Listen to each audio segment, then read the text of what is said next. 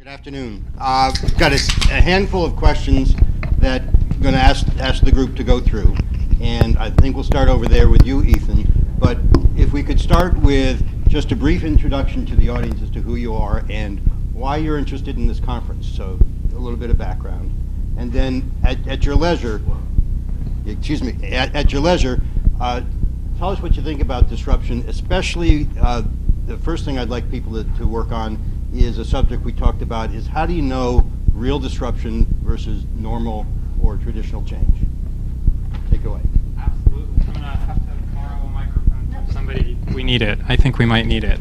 So first of all, thank you. Very, very pleased to be here. Thank you, Joanne, and our sponsors. I'm a scientist, computational biologist by training, and so used to thinking about big data and hard problems and how to solve them. And then I discovered that for some reason I really was not cut out to be a professor, so I didn't become a professor and instead went into higher education. So that's what I've been working in for the last 14 years and still trying to solve hard problems with big data. And the hard problems in higher education are harder because it's really, really hard to know when you're doing well. There's a lot of people who will tell you that they're doing well or they're not doing well, but it's super hard to measure that in some straightforward fashion. And so that's one reason I'm very excited to be here and interested in that. In terms of disruption, this question about what's real and what's not, not real disruption, to me, I have a very simple metaphor, which is, as stupidly simple as it is, a still photograph to a movie. There's something about the human scale of dealing with change, which we're stuck with because we're not evolving very fast. This is happening during one lifetime, and we didn't. Our exponential growth in the rate of change is not mirrored by any human capability to deal with change at that rate. And at some point, change, even relatively benign, relatively modest change, stepwise change, starts to seem like continuous disruption because we're human and we're approaching it as humans. And change, once you show 30 frames a second of still pictures, starts to look like it's really moving even though it isn't. So I think the bar is getting lowered on the kinds of change that we could call disruptive and on what we can call continuous disruption just because it's happening so darn fast. I'll stop there. My name is Brian Alexander. I met most of you last night, and nevertheless you came back. I have two roles. I'm the senior fellow of a nonprofit called Nightly that works with small colleges and universities. And I also am the principal of a consulting firm named imaginatively Brian Alexander Consulting. And my main focus is on the future of education as it's being disrupted by technology primarily, along with some other forces. Like my compadre Ethan, I have a background as a PhD, but mine's in the humanities. I have a literature background, which is my fancy way of covering up for a lifetime of reading science fiction. I think right now there's two ways to think about real disruption. One is if it has destruction, and something must be destroyed. Someone must lose, something must be wiped out in order for it to count as disruption. If everybody's happy, if all boats are lifted by the tide, it's very pleasant, but it is not disruption. The second way of realizing that it's real disruption is when the stories change. So for example, right now in our lifetimes, one of the most amazing changes, not a good one, is the American dream story. People are questioning it now. You know, you work hard, you get ahead, and you have a service job, and you retire without a pension. That's a new story, and that's a sign that our economy has been wildly disrupted. So look for the stories. When the stories change, the old ones fade, new ones appear, you've lived through some serious disruption. I'm Allan Frank. I'm the president of Management Consulting and the chief technology officer for Return on Intelligence. And I guess my life all began reading Isaac Asimov. So you were talking about science fiction. I really loved robots. And unfortunately, I hated math. And I was convinced by some 8th grade guidance counselor I was bad in math. So I never really became an engineer. And I went to Lehigh University. I have a BS in accounting, an MBA in finance, and a master's in computer science. And Suck at math. Huh? I suck at math. And I got straight A's in math when I was there. But what really turned me on and changed my life was my first Fortran course with punch cards. And what I saw before me, I was a sophomore, was soft robots. This ability to effectively, I don't know, make this thing do whatever I wanted it to do in a way. And that really kind of set me down a path. And then later, as I had responsibility at KPMG as its CTO, and you had this concept of competitive advantage. I mean, all else being equal, it was called the Big 8 and the Big 5, and we all took the same kids out of school. We all dressed them up in blue suits. The PowerPoint looked the same, right? And it ends up being all relationships. But as a member of ultimately the board, and part of actually working with Brockway, who's here, we set about transforming the firm in 1990, and Harvard wrote a case study on it. And the reason I'm bringing this up is the light bulb for me was the concept called we're one big brain. And that all else being equal, it's not about KPMG. It's about the connection between me and you, at that time as the partner, and the ability to harness the entire intellectual corpus and experience of a firm separated by space and time comes down to one point, me and how I deliver that. That visual, that set me down the path around this concept of I want to do more around knowledge management, and how do you improve the work, knowledge work. Well, so I just want to leave with one thing, and that is that to me, this whole discussion of disruption takes on meaning since the internet, since we've reached a new level of connectivity. We can talk about Kurzweil saying that by 2040 there'll be what do they call a singularity, and a consciousness will arise. But the thing I want to just kind of, what I guess I feel is that one of the beautiful things that we've just seen, it manifests itself last night. We had a movie on Internet of Everything. We're all connected on Facebook. Is that I'm not sure that I even want to use the word disruption anymore, except when we're having a conversation like this, because the new normals, we're so connected. It's like one nervous system, and we can almost start to feel the wave, because if something happens here, it's connecting with somebody else on the other side of the world. We could call that the 24/7 news cycle. We could call it, everything happens instantly. So I guess I just came to the conclusion that we are reaching a point of such connectivity that we're becoming one nervous system. And so this notion of disruption, there's big and there's little, but I think we're living in this age that it's all we're going to see now is one connected entity. So that's just a thought. Allan. My name is Dave Carpini. I'm a lowly president at Return on Intelligence. I don't nearly have the background that my colleagues do here. I'm sorry, only a mathematics major. I didn't really excel. As I like to say, I spent 4 years proving every other number was divisible by 2. So, spent 18 years at IBM, and it was a great learning ground about a lot of different things. And then in my career, have progressed through different types of solutions and consulting providers for our clients, and I run our technology solutions at Return on Intelligence. When we talk about disruption, I think I agree with pretty much what everybody had to say here. The thing that's interesting to me is that the internet was the disruptive force that we've seen, say, 15 years ago. And at that time, we didn't have the capability to understand what that was going to mean to our lives, to how we worked, to our businesses. I think today, we're better prepared to understand what's going to happen with some of the newer technologies. And so we can react, I think, faster to the disruption, but the disruption comes faster as well. And so what I think we'd like to talk about today is how that disruption is going to manifest itself, how it's going to change businesses, how it's going to change operating models, business models. There are lots of examples and use cases that I like to point out that I think we'll talk through during this discussion. But as I always say, in this room we can come up with 1,000 use cases that things like ISMAC are going to drive for us. And it's not just one of those characteristics. It's not just the cloud or just analytics or just social media or just mobility. It's the conflicts of all of those things that are descending upon us at a more and more rapid pace that are driving disruption for us. Okay. Thank you. You said it's like a movie versus still pictures, and you said that the story has to change. And are they related? In the sense of, as the movie is going on, is there some point where you know that the story is going to change? And how could we look into the future and say this story is about to change? The one big brain or the automated car. How do you tell it's coming? That's a great question. I'll take a first whack at it. Where's Thornton?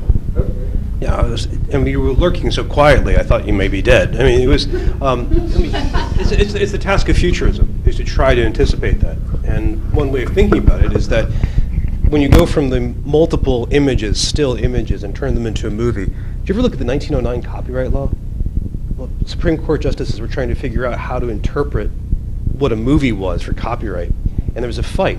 Is it actually still images? Well, a movie really is still images. That's what tangible presence is. But no one experiences like that. So is it a play? That's how we experience it. There was a fight about that. Either way, it became movies, right? It became something else. But the trick is, stories are always based on the materials of stories. They're based on the stuff of people's lives, of things that happen to them. So, I mean, right now, there's probably some kid in Egypt who is putting together the material for a great movie about the Arab Spring. Right? There's probably, right now I know there are tons of people who live through Occupy and are making Occupy stories. I mean, that stuff, turning that into the story, that's what we have to look for, the pieces of that. And then you can quantify that. You can look for materials that you can manage by data. So taking a look at connectivity, well, I think Allan's absolutely right. We're looking at kind of noosphere that we're approaching, a global brain. Well, we can look at things like the number of people connected to the internet. We can take a look at the number of devices connected to the internet. We could look at speeds. We could look at the amount of data that's being pumped through all these famous network of tubes. And that gives us a sense of where these things are going. The trick is when they turn into a narrative, when we have some crisis, some transformation, that's the trickier part. And that's why I'm quite serious about science fiction. We can go back and look at science fiction and try and understand the present. Thornton, I mean, how am I doing for futures? I haven't talked about scenarios or anything, but that's a first step. Okay. Well, these guys whack at it. Allan, you have any thoughts on this one? How can you tell it's coming down the pike? I don't have a fancy, this is a really interesting question you're asking. And if I could jump in yep. and follow up on Brian's thing, I mean, you know it's coming down the pike when futurism actually is retro, or like science fiction is actually retro, because now we've got the steam power, right? It's always coming down the pike. And the toughest job in the world is being a designer at Walt Disney World, trying to come up with tomorrow because it's already happened. And they give up. But so Paul Anderson. So my answer is that I remember taking a class in my MBA school about stock market. And I was going to make a lot of money in the stock market, but I'll never forget what the professor said. Two things: stock doesn't know you own it, and you know the stock's going up when it's going up, and that's about it. And I guess what I'm really saying is I know when the disruption's happening, unfortunately, when it hits me in the face. And I think that's really, it reaches some point where there's no longer, it's no longer just a whisper, but it's become so apparent to me. It's not a fancy answer, but fact is, you see it through a rearview mirror. And that is the role of the futurist, but is a futurist right or wrong? I don't know. You don't know until the future happens. And then you can't sue them. Although the Italian government was trying to sue some futurists for bad predictions. Seismologists, that's right. True. Who can be sued, right? That's a big thing. I think you're absolutely right about being smacked in the face. I'm not going to give you a visual of that, but I think what's important is not to be one person. I also read Asimov as a kid, and the Foundation series blew me away. I don't know if you guys know this. This is a wonderful idea where in the far, far future, a mathematician has the power to calculate the future of humanity. He actually has got all this data. It's the ultimate data, match, and he's able to predict what's going to happen mathematically. It's an astonishing vision. It's very exciting. And actually, as a kid, I thought, this is awesome. But the trick is that's one person. And futurists are often like, the great Alvin Toffler, one guy. But it's important to think about this in a distributed way. So instead of waiting for something to smack you in the face, which can often be very instructive, is to look at the rest of the world and see where things are coming. I mean, Wired magazine used to have this great feature called Japanese Schoolgirl Watch, which besides being great for hits from pedophiles, was a way of looking at what Japanese teenage girls were doing with technology, because they weren't like anybody else. They were like citizens of the future, doing things with their phones, doing things with their TVs. That became really, really useful. So I love to spread the net as far as possible and see what's happening. Like a teacher, like Madam Siniscarco here, teaching online, looking at your experience is really, really useful. Talking to 1,000 teachers, maybe not one-on-one, but over time, putting it together, that helps bring all kinds of information. And then hopefully you can watch their hits before you get smacked upside the head. But the disruption of the future is the incremental change of today. And to your point, Ethan, right? As human beings, we can only absorb so much disruption based on our culture, but we have been conditioned to accept change more frequently because it happens in every aspect of our life now. I have an answer, but he's got a great point. Oh, I was going to. I probably don't need that. Can you hear me? Yep. Can you hear me? So I was going to quote one of my favorite science fiction authors because I hate to be left out, which was Paul Anderson, who said that good science fiction predicts the automobile and great science fiction predicts the traffic jam. And so the innovation, right, the place where you make money off of prediction is not the automobile, it's the traffic jam, and that's to some extent parallel to the things that we were talking earlier about. It's not the device, right? It's these other things that are harder to predict, and we get it wrong a lot. And I hate you forever, Allan, because you were too honest, and you now know that actually none of us know what's happening until it hits us in the face. Thank you. But it doesn't mean we can't pretend otherwise. Exactly. But if I could throw myself in front of that, it's like futuring is not really about prediction. It's about preparation for actually creation. Anticipate. Yeah, well, no, not just anticipate, because there are these trends. There are three elements of the future, right? There's a linear extrapolation of what goes on, which Gardner basically charges you so much money for, right? Which anybody can get, right? If you understand fractions. And then there's the OS and then the OS and aha future, right? With surprises, right? And then there's the future we create, and we are now in this environment where we are now empowered to create. Yeah, I think that's an incredible and that's where we're trying statement. to get to, I think. Because we can't predict it, but I mean, like let's create something we want to live in. So that raises the question, what do you do to achieve some kind of disruptive value add? What are the major steps? Anybody want to start?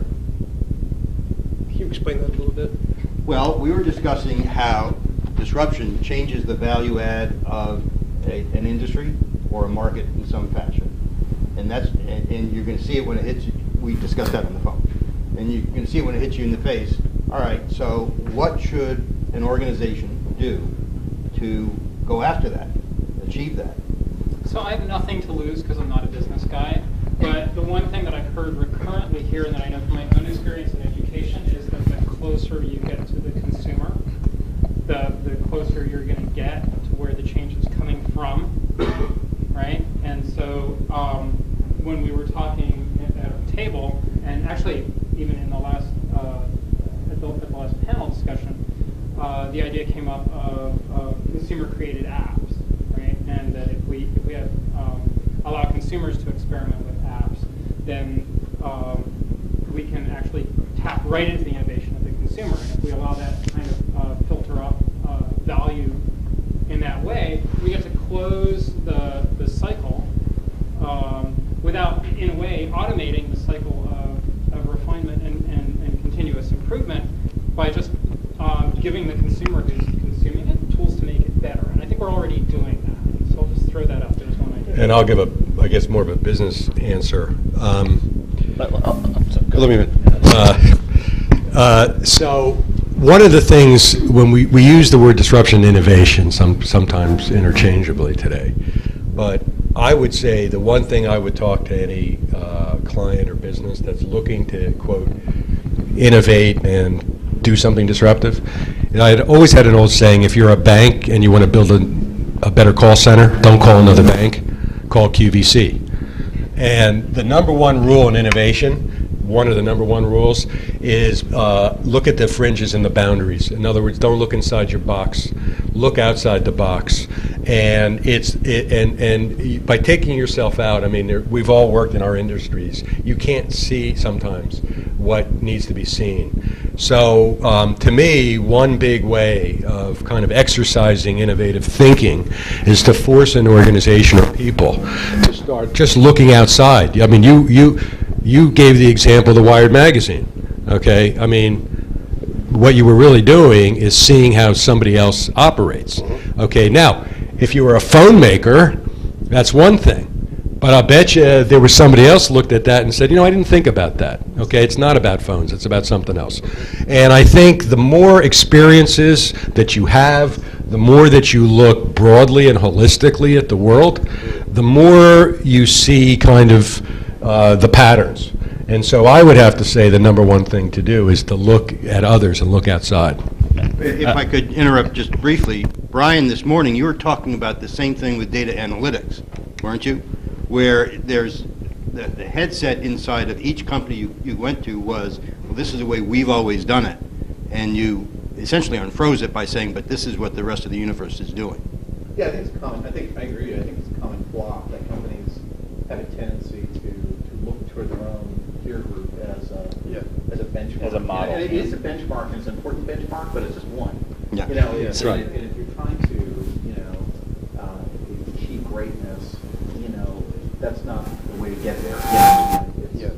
Who is truly leading edge? You may not want to be Google or Facebook, but it doesn't mean you don't want to have characteristics that these people from. But I think the disruptive part of that, and the disruption comes cross-industry. So you look outside of your box and you think of different ways to get things done, basically. My favorite example is, and we talked about it a lot last night, is in the automotive space, right? So the automotive manufacturers are set in their way, right?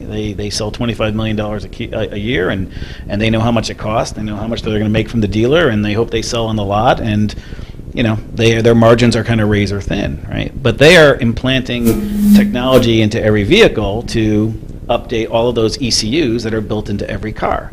And they're starting to realize that that's a two-way street, and they can take an information off of the vehicle. Now, some of them do it today, some don't. Some use various methods of doing that, like having your iPhone attached to your car, which I wouldn't do, but they're going to have a lot of data. Now they're going to be in the data industry. Who wants that data? The insurers want that data, right? So now the disruption comes, the incremental change is within the industry. The automobile manufacturers are going to build smarter cars, are going to be better connected, a better customer service for the person that buys the car, and now they have this data. The disruption comes when they say to the insurers, I've got something you want. So it's like selling the donut hole. Exactly. The insurers, by the way, are doing the same thing, right? Both industries are in a race to get the data because the data is valuable. The insurers are asking you to plug a little USB into your car, and I'm Progressive, and I'm going to collect some data, and I'm going to give you user-based insurance. So they're making that incremental change within their industry. The automobile manufacturers are as well, but I think the disruptive piece is when GM says to Progressive, I've got the data, how much are you willing to pay for it? A good example, if I could, that just brings you two together, is I do this exercise where I have a group like you take a look at the previous month in your profession and in your personal lives, and ask you to identify stories that you ran into, that you experienced, or that you learned about, that seemed to you to indicate something powerful about the future. And it's a fun exercise. It's always a lot of fun to do. And I did this with one group, and a guy came in and said, I saw this amazing thing coming to this meeting. I was going past a car dealership, and it was some kind of battery-powered car, and they'd taken the chassis off and separated from the power unit. And I thought, oh my God, has software logic come to car construction? This is a great moment. Smack upside the head. This is a great moment where you think, wow, maybe this is something that's really happened. I really want to second what you said about globalization, Brian, and you have a great first name, by the way. Which is thinking about the global perspective, because we have lots of incentives to keep us away from that. And one of those incentives is habit and all of our reinforcements. I mean, I'm from academia, and we have all these wonderful silos. That's how we build things. They're called disciplines for a reason. When I was in grad school, it was considered kind of daring that my British literature thesis touched on American lit. In fact, it was too dangerous. We cut that chapter out. It's a little risque to go that far. But the other reason is the economy. I mean, one classic response to a bitter recession is to dig in and entrench. And that's one way to rebuild all these silo walls or make them higher. And that's what makes, if you want to get the value add, is to go out of those, go out of the box, find examples from elsewhere, if it's Japanese schoolgirls, or if it's auto manufacturing, or if it's the Red Sox, and then to see how they cross those boundaries and make something else. I think that's a great way to get at shards of the future, and also to add some value right away. Were you going to add something? Well, I just wondered there's an eminent panel, and they were like, way back in the day, Doug Brockway and I are working together, right? We actually, at Nolan Norton, we're doing some work, process re-engineering at General Motors. You know, and I was 30 years old, right? You know, I'm out there, Skippy out there talking to people, right? And I'm interviewing him, and I said, wow, we can fix this, we can fix that. And the guy looks at me and he says, like, Skippy, I don't think you understand. Basically, I only have 30 years to retire. You know, they were not willing to, and then we said, like, you know, there's this thing called the mobile phone. Only 30 years. There's a mobile phone, right? You know, there's a mobile phone, and they said, well, we're a car company, we're not a phone business, right? So they walked away from that whole thing. And you said the data is, the future has always been here. Data is money. Data is money, right? So, like, you know, everything else is just noise, right? Remember, way back in our day, I mean, we're no longer young. It's a tragedy. Well, you bring up a great point. Yeah, you are. You know, airlines, basically, like the Crandall ad, like American Airlines, when it got an intended man to fly, he would have made it profitable. But basically, and then the OAG. Remember Tom Mance's story? The OAG was basically the thing that used to be before the web. We actually used to look at how to get our flights, right? That thing was worth more than all the airlines, made more money than all the airlines together. So we are, as you said, there's nothing new. We're recycling it, but like now we all, because the data's there for free. We can all make the money. But to your point, what are the barriers to disruption, right? What? Set of questions. Run with it. Right. So at GM, 30 years ago, their view was, I make cars. Why would I want to do anything else? That's a management, you know, cultural barrier, right? What other barriers? Culture is always the issue. Always the issue, I think. The rate of change in culture, yeah. As a barrier, a big barrier to disruption, I think we can sometimes see in large corporations. They have to maintain their old business model, and they get themselves into that loop to maintain the old business model, and absolutely will do anything to keep it. And that by itself becomes the filter, and that judges all future innovation in products. And in fact, what they're really saying is, no, I think we can really stop the clock, and this will just go on forever and ever. So I think probably one of the biggest really impediments to innovation is that basically, if you get paid and incented on quarterly profits, there is no incentive to innovate.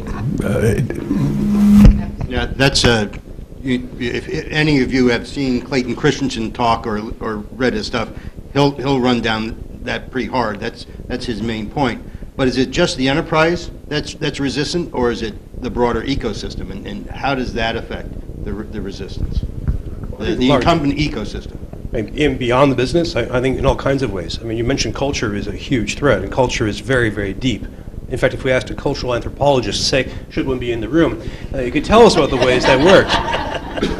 But and there can be local cultures as well. I mean, for example, right now we're seeing onshoring or rural sourcing in the U.S. where we're able to bring back call center and other jobs, in part because our culture has changed. Now, certain parts of America, say upstate New York, people are willing to work for those lower wages, which they weren't before. There's a change. I think the other thing is right now, at the risk of offending people who claim to not be young, is I think we have serious demographic changes involved. I think in America we have this unusual aging bulge, which used to be called the baby boom. Now it's kind of silly to call it the baby boom, but that's a huge, very powerful, sometimes dead hand in innovation. Because this is the generation that is hugely powerful in terms of the marketplace. In fact, right now we're seeing a lot of changes in marketing away from the great teenage market to the senior market because they have more money, right, and more time.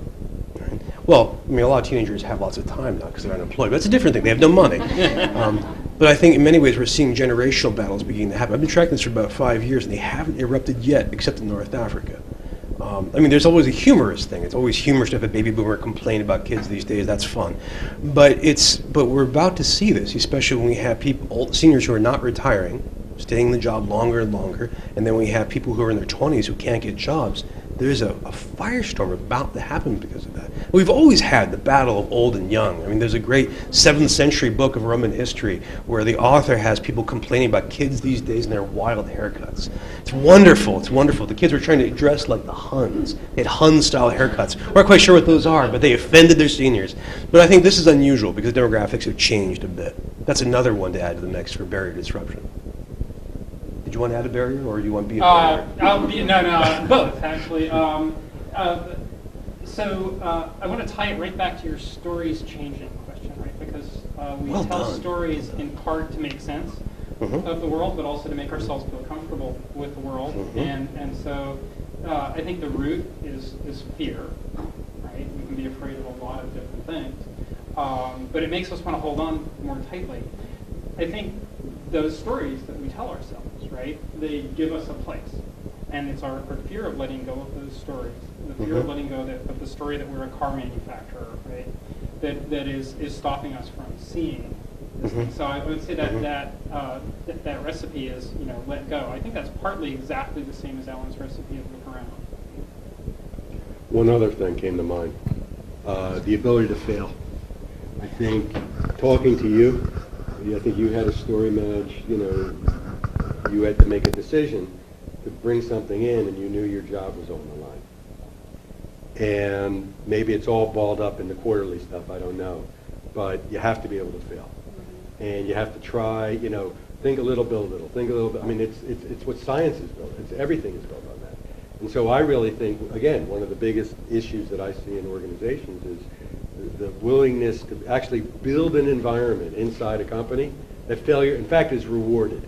Okay, and it's much better to make 1,000 little mistakes, than it is to not try. You have to try, okay? And so I just wanted to add, I think, not fear of failure, but the inability to be allowed to fail. If I can build on Allan's failure, this is a wonderful moment in education now, because we have built education as an entire apparatus based mostly on punishing failure, from K through grad school. We have been taught that. All of you have probably been tempted at some point in your career to take an easy class because it's an easy A, and you may have fallen prey to that temptation. I remember taking a class my 5th year of university, and the textbook was one I had read in 7th grade. And I still took the class because I really needed that A, right? I mean, we're trained to do this. We're punished for going outside of our comfort zones. Good teachers know how to take you to that level of failure so that you can fail, get up, do it a little better, and they can challenge you. They calibrate those challenges to you. But our whole system is based on punishing failure. Right now, one of the great challenges is to claw open spaces where we can do projects, where we can suspend assessment in the right way so people can fail and try again and grow. I think even to build on that, just with, not having embracing the idea of failure, but then also the reward culture that everyone gets a trophy. Right. And the idea of that not only are you punished for failure, but you're rewarded for nothing, or that you're just, that it's a given, and I think that, with my kids, one of the things that I was just talking about 1, 2, 3 magic and the idea of making sure that my kids understand what the boundaries are, and then once they've been punished, that we don't bring it up again, so that they know that they've failed, that that's okay, but then they're 6 and 8. So trying to get that in, because I know for myself, for me personally, I didn't fail enough as a kid. I wish I had failed a lot more than I did, because I wouldn't be as much of a perfectionist, or I wouldn't have the same insecurities. I'm hoping that I'm building up in that. No, I'm serious. I'm very serious. I wish I failed more, and I want my kids to be able to have that failure so that they can bounce back. And That's a great point. Christy. So Christy and Allan, hear what they just said. What a weird story in praise of failure. Can you imagine 15 years ago, this kind of story in America? You'd be considered schizophrenic. I mean, this is a sign of something developing. But don't you have to tolerate big failure to achieve disruption? I mean, we're a culture that tolerates a lot of failure, try a little 1,000 experiments, and who cares if you fail versus bet the ranch on this, but learn from the failure or understand the source of failure. I mean, isn't that logically going to lead you to potentially greater disruption than just a bunch of people trying stuff out? I think it reinforces you. I think, for example, of the defense establishment that was convinced we had WMD in Iraq, and they were wrong. And remember how they were punished? They weren't. And they maintained in power, right? They didn't get hurt by this. You can think about the intelligence agencies that spectacularly missed the fall of the Soviet Union in 1989 and the Al-Qaeda attack in 2001. Were they punished? No. And they continued in power. I think a spectacular failure survived usually rewards you. I could make a joke about Goldman Sachs here or Lehman Brothers, but I won't 'cause it's too easy. I think in many ways, right. So you're arguing that you have to try to fail big? I think if you fail big, those small failures aren't going to amount to much destruction. I would I agree think you have with to you. risk destruction. If you don't fail big, you're not being disruptive, right? Yeah, You have to that's give right, it that right. shot. Yeah, you were going to say something. You had raised your hand. I would just, if you'll oblige, going back to the education theme, I think it's really important to pay a little more attention to disruption in educational system. And everybody knows we follow this industrial model, but we're still applauding it. And not only that, we're cookie cuttering it and distributing it out online, all over the place, as well as face to face. And we know it doesn't work. So I think one of the things I'm just commenting on is a really great and large disruption would be to take a lot of the information we know we have and turn our forms of assessment and standardization on its head. Well, this raises an interesting question for me, because what you're describing is there is a disruption that we need, but it's not happening. So what do you do when everybody knows that we need to have a disruption over there, and it hasn't turned over yet? Oh, it is happening. It is happening. It's just not happening inside the industry, right? It's happening to the industry, and that's the challenge. So it was interesting because you said suspend assessment, you said change assessment, and I really like that because I mean the only failure, right, is your failure to learn. Okay. So, but that's not how we tell our stories, right? We don't say, oh, you know, I had this great learning experience. You say, I had this great success because that's what gets rewarded in our culture. And so, right now in higher ed, we have this terrible assessment tool which ends up with a degree, which is supposed to be somehow connected to what you learned, which is actually more connected to how much time your butt was in the chair. So you get to take 7th grade textbooks and stuff and still get a degree. It turns out it's terribly correlated to whether or not you're going to be a really good employee. And so the market's not going to reward that. It's already getting turned over. The value of a degree is eroding. And so we have a lot of so it's happening. It strikes me, it's almost like the music industry. We used to buy CDs with 15 songs, and I only wanted one. But I have to have the whole 15 songs, okay? It's the same sort of thing. Could I just I'm a little unsettled by the last conversation about failure, so I just need to come back to it for a second. And let me just try to reword it, because I'm not sure I can really internalize the notion of failing big, okay? I think I'd rather restate it to say, think big and fail in small ways. Because let's just use university, as an example. Maybe some university does bet the ranch, whatever that means. And they bet the ranch so big, which means financial. And you see this in many ways, that they overextend. They make rosy assumptions of growth, because we also know biases are built into those assumptions. And then the whole damn thing blows up. The next university board looks, did you hear about that? I'm not doing that. And it sets yourself back 5 years. So I really just feel a bit unsettled by saying fail big is what we meant. I really think it's think big and broad, but I still feel it's fail in small ways and early. I just wanted to twist it. Go ahead. Except I